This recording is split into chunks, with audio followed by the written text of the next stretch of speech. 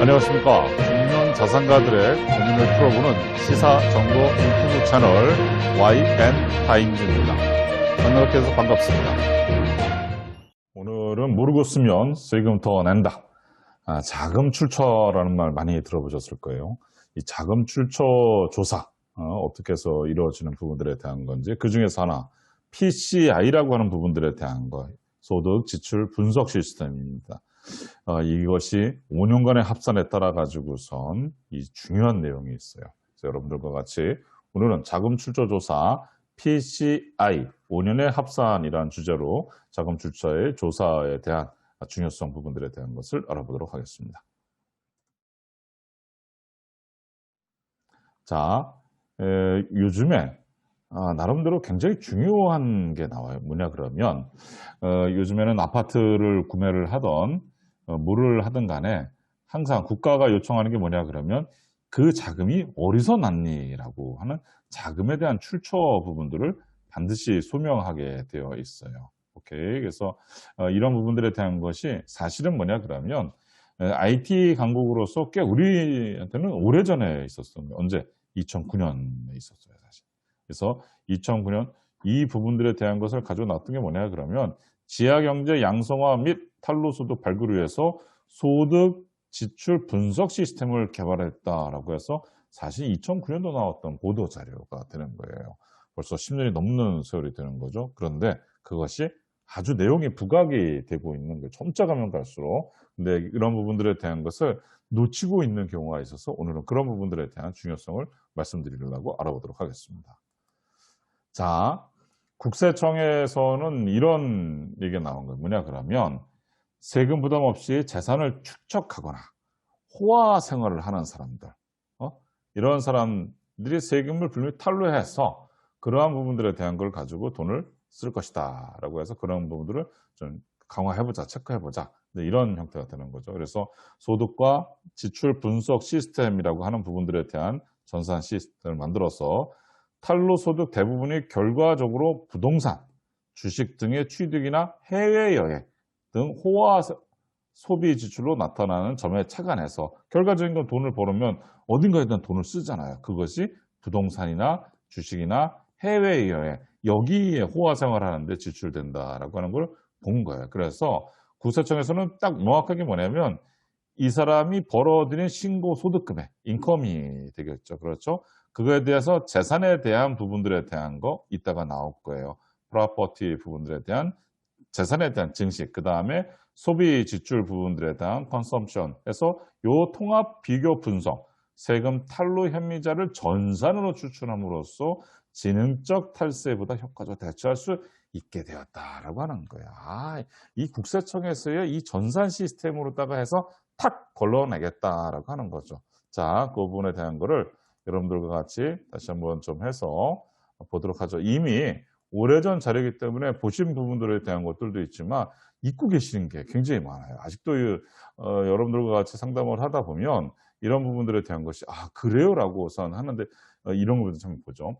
자, 소득 지출 분석 시스템이란 나와요. 오케이? 그래서 여러분들이 국세청에 보유하고 있는 과세 정보 자료를 체계적으로 통합해서 다시 해서 뭐냐면 그 사이에 당신이 벌어들인 수입이 얼마입니까? 라고 하는 거야. 오케이?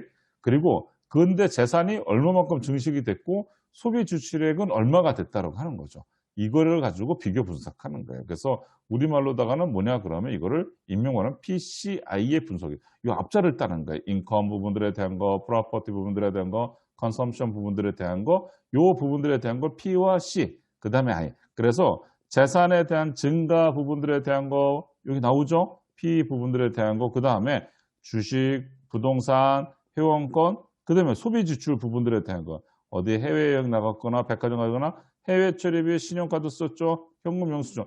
요 두 가지를 합쳐서 뭐를 빼준다?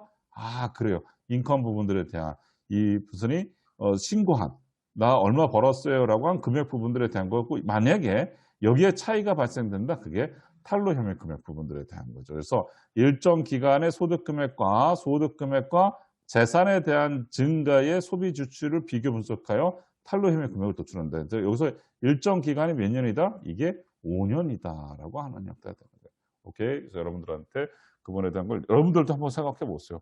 이거 들어보셨겠지만 놓치고 계신 분들도 계시고 만약에 지금에서 이거 들으셨다 그러면 여러분들께서 이거 반드시 체크하셔야 될 내용입니다. 자, 이 시스템 부분들에 대한 활용 방안 국가는 왜 했냐? 그 부분들에 대한 활용 방안은 이렇게 하겠다고 아예 국가는 발표를 해줬어요. 정말 소득 지출 분석 시스템은 국세 행정의 집행 효율성과 공정성을 위해 당 예시와 같이 전반에서 활용할 예정이다라고 아예 알려줬어요. 취업, 호화 업종 위주로 성실 신고 유도 단계적. 성실하게 신고하라 했죠. 성실 신고 확인 대상자들 나오잖아요. 그렇죠? 뭐 이런 부분들에 대한 얘기가 이게 연속성을 가지고 물고 나오기 시작한 거예요. 오케이. 기업주의 법인 자금에 대한 사적 사용 여부 검증하겠다 이거죠. 오케이. 그다음에 세무조사 대상자 선정 시에 활용하겠다. 그렇죠. 말 그대로 세무조사를 하는데 수익과 지출이 맞지 않는 사람이야. 그러면 당연하게 그 부분들에 대한 걸 체크하겠죠. 그래서 이런 부분들에 대한 것이 나중에 성실신고 2012년 부분들에 대한 시행이 할 적에도 이게 뒷받침이 딱 됐던 거예요. 근로장려금 환급 대상자 및 고액 체납자 관리 업무에도 활용하겠다. 그러죠. 지금 여러분도 보시면 아시겠지만 굉장히 오래된 자료인 것 같지만 10여 년 전 자료예요. 10여 년 전에 발표해 놨던데 지금 어떻게 되겠어요? 말 그대로 그거에서 벌써 10년을 넘게 가는데도 지금 오히려 더 이 부분들에 대한 것이 말 그대로 탈로하는 사람들한테 이 발목을 잡는 형태가 되는 거죠. 아직 뭐 빼도 박도 못하는 상황 때문에 여러분들께서 잘 해서 한번 보도록 해보세요. 자, 그에 대한 사례 한번 봐볼까요? 회사 자금에 대한 개인 부동산에 대한 취득한 거예요. 그죠? 사업자 현황이에요. 납세자는, 해당 납세자는 뭐 대표이사로 근무하면서 5년간에 얼마가 된가? 3억 900만 원 신고를 했어요. 그런데 이게 시가 부분들에 대한 것 같아요. 35억짜리 부분들에 대한 아파트도 거주하면서 고급 승용차로 해외여행을 112차례를 갔다 했어요. 우와, 뭐 어마어마한 거예요. 그러면 소득은 3억 900을 신고했는데 소비는 어때요? 8억 3,400 해외여행 112차 나가면서 재산 증세 얼마야? 30억 7,100에. 그러면 이것이 신고한 것보다 훨씬 크잖아요. 그렇죠? 그 탈루 금액이 얼마야? 30억 9,600만 원. 오케이? 무슨 말인지 알겠어요? 그거에 대해서 소명하라. 이거야, 소명하라. 오케이? 그래서 이런 부분들에 대한 것을 잡아내는 거예요. 이게 바로 PCI예요. 오케이? 이 부분들에 대한 거, property, consumption, 그 다음에 소비. 이 PCI라고 하는 부분들에 대한 것이 바로 이래서 나오는 형태가 돼요. 누누이 말씀드리지만 여러분들께서 이제는 뭐를 사든 여행 가든 이런 부분들에 대한 거를 가지고 잘 정말 따져서 하셔야만 된다라고 하는 거예요. 오케이.